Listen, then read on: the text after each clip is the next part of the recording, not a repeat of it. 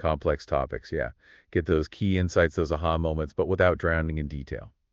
Well, today we're diving into time series anomaly detection. It's a super important field for, spotting the weird stuff in data that changes over time. Exactly. We're talking about finding those critical blips, those deviations, and everything from manufacturing data to financial transactions.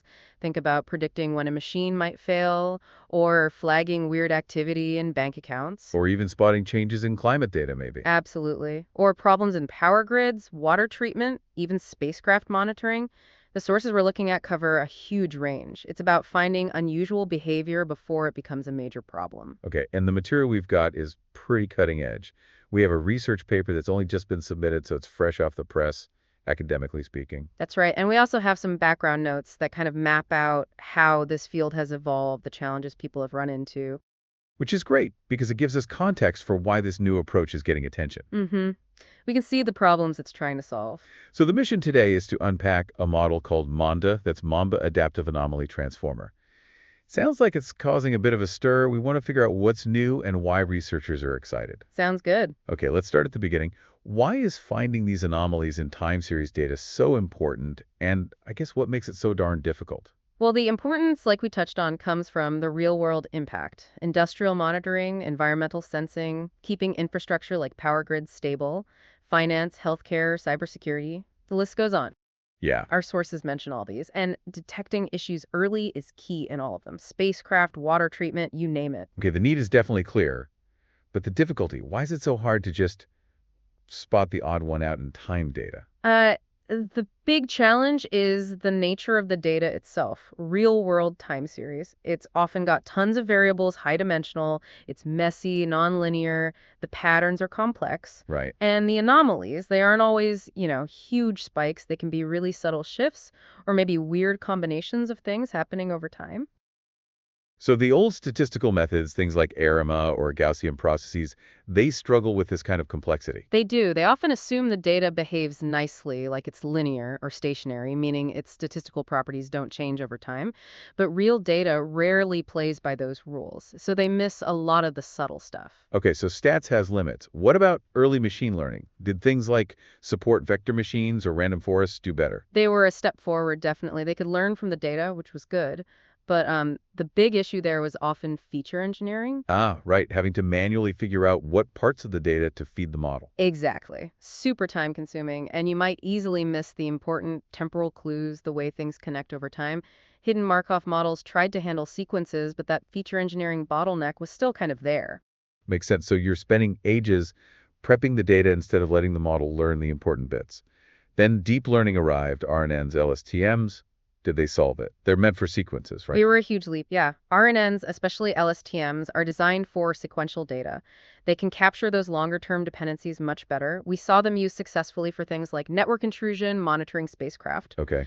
But they weren't perfect either. They could struggle with really, really long sequences, scalability issues, and classic RNNs had this thing called the vanishing gradient problem. Vanishing gradients. Sounds bad. It basically means the learning signal fades out as it travels back through time in the network. So it gets hard for the model to learn connections between things that happened far apart. I see. Then you had autoencoders. The idea was learn what normal looks like, compress it, reconstruct it, and anything that reconstructs badly is an anomaly. Clever idea. Conceptually, yeah. But just relying on reconstruction error could give you false positives. Sometimes an anomaly might, just by chance, look kind of similar to normal data in some ways, so it reconstructs okay even though it's weird. Tricky balance. Okay, our sources also mentioned the anomaly transformer. Where does that fit in? That was a more recent step. It introduced this idea of association discrepancy. Instead of just reconstruction, it tries to model the relationships you expect to see between different points in time.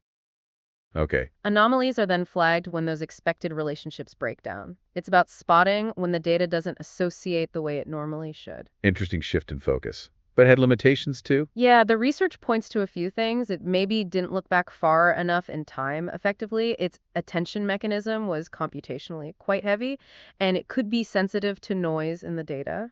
And DCdetector, another precursor mentioned. Right, DCdetector used something called dual attention contrastive learning. It tried to learn a space where normal points cluster together and anomalies get pushed far away. So separating the normal from the abnormal in this learned space. Exactly, a different angle. But again, computationally demanding comparing all those data points and its success could depend a lot on the quality of the anomaly examples it learned from. Okay, so we've walked through this evolution, stats, early ML, deep learning like RNNs and autoencoders, then anomaly transformer DC detector, each with strengths and weaknesses. Mm-hmm.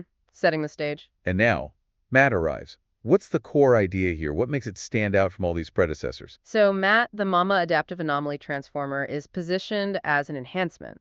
It builds directly on the Anomaly Transformer but aims to fix its weak spots, especially making it more robust, better at handling noisy, non-stationary data, the kind you actually get in the real world. So refining rather than completely reinventing. What are the key upgrades, the innovations? The paper really highlights three main things. First, sparse attention. It's a more efficient way to calculate that association discrepancy we just talked about. Okay, efficiency boost. Second, integrating a Mamba-Selective State Space Model, or Mamba SSM, into the part of the model that reconstructs the data. Mamba. That's newer tech, right? Yes, very much so. And third, an adaptive gating mechanism. This is like a smart controller that fuses the information coming from the sparse attention and the Mamba parts. Choosing the info. Okay. And the big goal behind all this, to capture both short-term details and dependencies efficiently, getting that balance right is key. Efficiency and long-range view sounds crucial. Let's unpack these first. Sparse attention. Why make attention sparse? What does that mean? Okay, so standard attention, like in the original Transformers, looks at how every point in time relates to every other point in time. Super powerful, but Computationally broody for long sequences. exactly. It scales quadratically, double the sequence length, quadruple the computation. For time series that can go on for ages, that's a massive problem. Sparse attention tries to fix this by being more selective. How? Instead of looking everywhere, it focuses attention on just the most relevant connections, maybe points close together in time or specific important points further apart. MAAT uses a blockwise approach. Blockwise. Yeah, it divides the time series into chunks or blocks and focuses attention mostly within those blocks, plus maybe some strategic connections between blocks to catch longer patterns. So it's not looking at everything to everything anymore. Right. Inside MAAT's sparse attention module, there are two parts. One uses a Gaussian kernel, similar to the original anomaly transformer, to model expected patterns. The other uses this blockwise sparse attention with a special sparse softmax that really zeroes in on the most important points within each local window. Okay, so it saves computation by being selective. Does it risk missing important long-range stuff if it's too focused locally? That's the potential trade-off, yeah. But the idea is that the sparsity pattern is designed smartly. By focusing on key local interactions and some specific longer range ones, it aims to cut out the redundancy without losing the crucial insights needed for anomalies that build up over time or depend on distant history. A targeted approach then. Makes sense. Okay, innovation two, Mamba-Selective State Space Model, Mamba SSM. You said Mamba's new. What does it bring to the reconstruction part, especially for noisy data? Mamba's generating a lot of excitement in sequence modeling generally. It builds on state space models, which are already good for time series, but adds this selective scanning feature. The big win, it can model super long sequences with linear complexity. Linear scaling, not quadratic. Exactly. Linear, that's a game changer for efficiency with long time series. Wow, okay. So in MOD, Mamba SSM is put into the reconstruction module. Its efficiency with long dependencies makes it great for those extended time series where anomalies might slowly emerge. And the selective part helps it focus on relevant information for reconstruction, effectively filtering out some noise. So Mamba tackles the long-range problem efficiently and helps with noise during reconstruction. Sparse attention makes the association calculation efficient. How do they work together? That's the adaptive gating, right? That's the third piece, yeah. The adaptive gating mechanism uses something called gated attention. Its job is to intelligently blend the outputs from sparse attention and Mamba SSM. Blend them. How? Is it just averaging them or something? It's smarter than that. The paper describes it as creating a dynamic balance. It learns how much weight to give to each component based on the data it's seeing. So it can adapt. Exactly. There's a skip connection that brings forward information from earlier in the process combined with the Mamba output. Then a gating factor, let's call it G, is calculated. This G acts like a volume knob controlling the mix. Okay. The final output, which they call Lie adapt, is basically G times the Mamba skip path plus 1g times the main path influenced by sparse attention. The key is that g isn't fixed. The network learns it. Ah, so the network itself figures out, okay, for this bit of data, I need more long-range context from Mamba. Or here, the local association clues from sparse attention are more critical. Precisely. It's adaptive fusion. That's a really neat innovation, letting the model learn how to best combine these different views of the data. Very clever. Okay, so Matt uses this adaptively fused output, ZApt. How does it then decide if a specific point in time is an anomaly? What's the scoring mechanism? It uses adapt directly in the anomaly score calculation. It's still based on the ideas from Anomaly Transformer, combining association discrepancy and reconstruction error. But crucially, the reconstruction error is now calculated using this much smarter adaptively fused adapt. So it's input ZApt kind of thing. Essentially, yes. The formula they give weights that reconstruction error, the difference between the original point and z-adapt, by the association discrepancy score calculated efficiently with sparse attention. So points where the temporal patterns are weird and the reconstruction is poor get a high anomaly score. And because AdApp is built using Mamba and the adaptive gating, that reconstruction error should be more meaningful, right? Less likely to be thrown off by simple noise. That's the goal. By having a better, more context-aware reconstruction of normal, the deviations caused by true anomalies should stand out more clearly. Okay, the architecture sounds really well thought out, but does it actually work better? You mentioned the paper tested on benchmarks. What did they find? The results look pretty strong, yeah. They tested it on 8 standard benchmark datasets, things like spacecraft data, MSL, SMD, server monitoring, PSM, SMD, water treatment, SWAT, and some newer, tougher ones from NICS competitions. And the verdict. The main takeaway is that MAAT significantly outperformed prior methods. That includes the original Anomaly Transformer and DCdetector. Significantly. Like by a lot. Got a numbers. They show clear improvements in F1 score, accuracy, recall across several datasets. On SMD, for example, the paper reports notable percentage point gains over the baselines. Similar story for MSL, SMAC, SWAT, PSM. It seems quite consistent. So it's not just winning on one specific type of data. Right. And importantly, it set new state-of-the-art results on those newer NIPS datasets, GECKO and SWAN, which are considered pretty challenging. The improvements there were also quite substantial. Pushing the boundaries on the hard stuff, too. Nice. Did they look beyond just standard metrics like F1? They did. They also used metrics like affinity, range-based, and volume-based scores.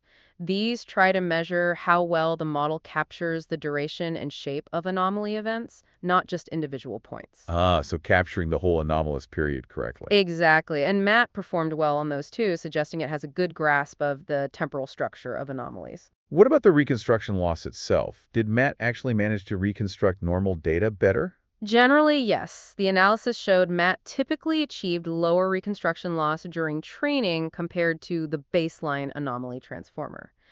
This supports the idea that Mamba and the gating do lead to a better model of normality. Which, as we said, helps spot the deviations. Okay, you also mentioned an ablation study. Remind us what that is and what did it show about Matt's components? An ablation study is where you systematically take parts of the model away to see how much each part contributes. Like, what happens if you only add sparse attention? What if you only add Mamba? Taking it apart piece by piece. Pretty much. So adding just sparse attention sometimes helped precision, but could hurt recall, a bit of a trade-off.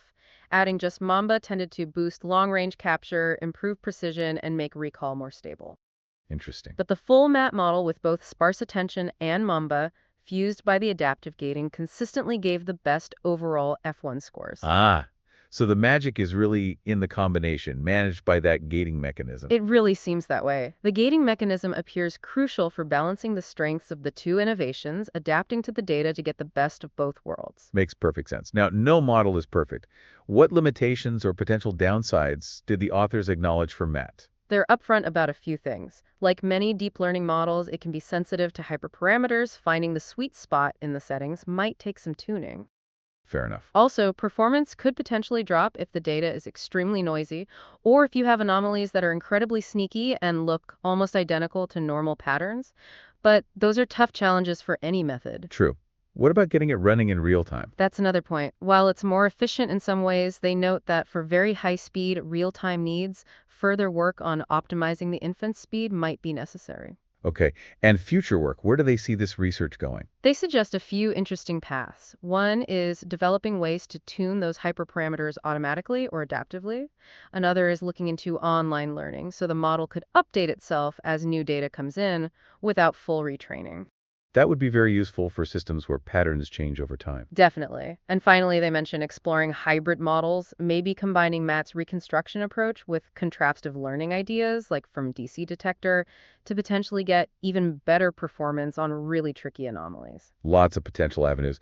Okay, let's wrap this up. What's the big picture significance of MAAT for someone interested in time series anomaly detection? I think Matt represents a really solid step forward. It cleverly combines these newer techniques, sparse attention for efficiency, Mamba for long-range capability and noise robustness, and that adaptive gating to make them play nicely together. It tackles some key limitations of previous models, particularly around scalability and handling real-world data messiness. And the key aha moments, the core innovations to take away. I'd say 1. Sparse attention making association calculations feasible for a longer series. 2. Mamba SSM bringing linear scaling and robust long-range modeling to reconstruction. And 3. The adaptive gating intelligently fusing these different information sources, letting the model dynamically adjust its focus. Efficiency, long-range power, and smart fusion. Got it. So for you listening, think about this. As we generate more and more time-based data in every field imaginable, how could breakthroughs like MAAT change our ability to spot critical issues early? Where could this kind of enhanced detection make a real difference in your world?